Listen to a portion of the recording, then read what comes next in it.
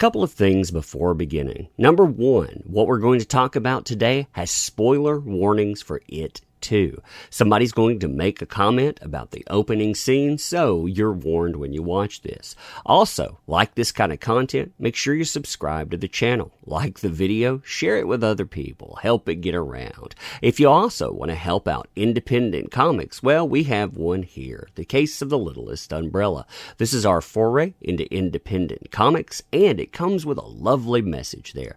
We don't have to lockstep to any mainstream publication. We can actually go out and do our own thing. But more on that at the end of the video. So you know what goes too far in movies today? Having a monster that preys on children, going after the wrong demographic set, and not giving a trigger warning while he's doing it. So hey there. So today we are returning to that wonderful world of Twitter to find out what's offending people all the time now. And well, people pretty much are offended by everything these days.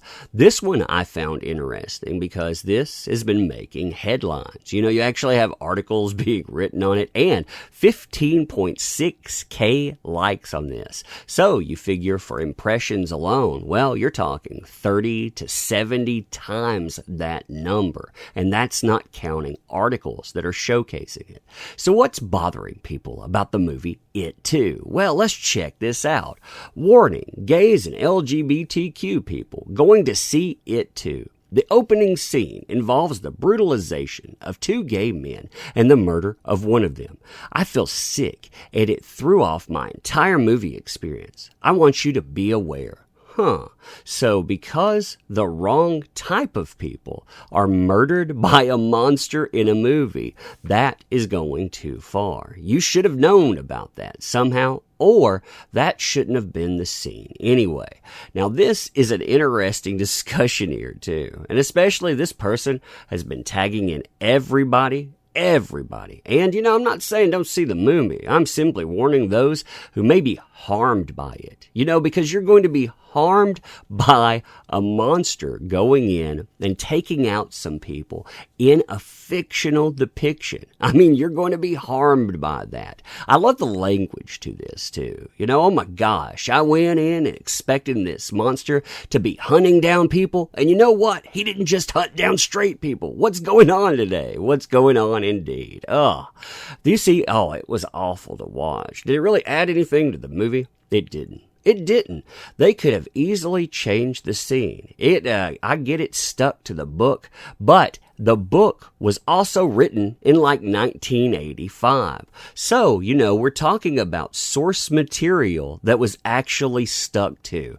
Well, we should have gone and we should have deviated from that source material because, well, that source material, it actually offends me. That's really interesting here. Now, I know that there is source material in this book that, well, yeah, if you look at it, is very objectionable. Some of it we don't need in a movie, but changing the types of people that die in it because. Now, somebody posted this. It was important for Stephen King, as said below in an interview. So let's look at that and see what he had to say. So this portion is talking about why it was included. It actually is part of an article with Variety. It says, "It was very important to me because it is of relevance," he told Variety. "I probably wouldn't have included it if it wasn't in the book, but it was very important for Stephen King. When he wrote it, he was talking about the evil in the human community. He was talking about how dark humans can get in a small American town.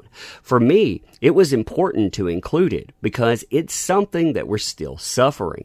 Hate crimes are still happening. No matter how evolved we think society is going, there seems to be a winding back, especially in this day and age where these old values seem to be emerging from the darkness. The inclusion of the moment in the novel was inspired by real events that saw a gay man named Charlie Howard killed by a group of teenagers in the author's hometown of Bangor in 1984. So we're talking about this depicting real world events. We actually have the author inspired by it because of the horror and because of the tragedy to it. So we need to go out and we need to sanitize our movies and we need to pretend that this kind of stuff, it doesn't happen in real life, because otherwise people get offended because it happens in real life. I'm kind of confused though, that message here. I mean, when we look at something and it sticks with us, and especially if we're making commentary, if we're talking about societal concerns, what's the problem here? I mean, what's the problem with putting something in fiction anyway and going out and having someone depicted with a specific demographic having a monster kill them? But beyond that, if we're talking about real world concerns, if we're saying these things happen and it's shocking, well, isn't that the point of it too? Isn't that the point of keeping it? And should we pretend otherwise? Now, the answers to that were pretty interesting because you get this right off the bat. 1.4K people like this. Okay, Stephen King isn't a gay man, so I don't care what he deems as important when utilizing our trauma in his books. You know, you don't own the trauma of other people simply because you fit a demographic. I can't, for example, say that, hey, all men out here, if something happens to them, that tragedy belongs to me. All straight men, if something happens out here to them, that tragedy belongs to me. First of all, that tragedy is individual. It's specific to one person. And the ripples there, yes, you may feel them and you may feel related to them, but that impacts other people as well. Everyone can see the horrors of something done. And when it's done because of, well then, people should speak out about that. I don't see how silencing yourself there and going in, and self-censoring, that helps anybody. But continuing here, LGBTQ people know this is a reality, not the killing. So they know this is the reality. So, it's our tragedy. It was simply unnecessary.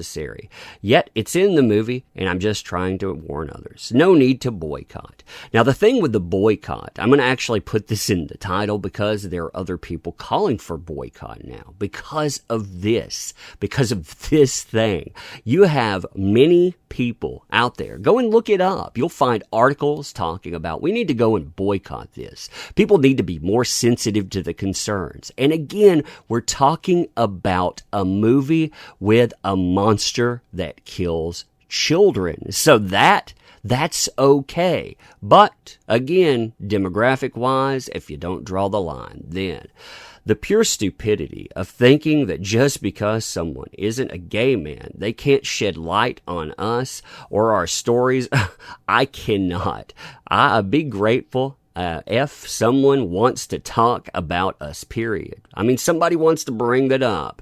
Not just someone. King, the trendsetter of horror, the name that sold a few billion books, scared generations of people, and also put lots of people in seats because it's called a horror movie for a reason. If you can't handle a scene like that, you have really thin skin. And I'm not even a horror fan, someone puts there.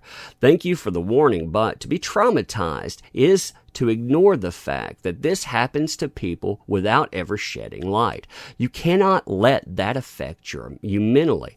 I'm glad it got added and addressed. There's no reason to hide it. This happens and people need to know. This makes utterly no sense. I know LGBTQ people who have been brutalized and hospitalized, from people I know to their friends. I'm quite aware of this. It's talking about something. It's going out and it humanizes people in these things. That's part of it. To say that we're all the same, going in and putting up roadblocks, saying that we're different, well, all that does is it causes people to think we're different. If you want the message to be that, hey, people are people, then when you're going out, you treat people like people. What does it say about people that don't feel that? I've always wondered that. But anyway, just because you know doesn't mean everyone else does. And no one is saying boycott. It's literally just a warning for anyone who may find content like that triggering, without warning, like those of us who have been victims of hate crimes. So again, do we need, we have that. First of all, we do have a trigger warning. It's called a rating. That rating tells you that when you go in, you're going to have some material you might find objectionable because, moreover, you know what type of movie that you're going to see. So yeah, I mean, you do kind of have a trigger warning there, don't you?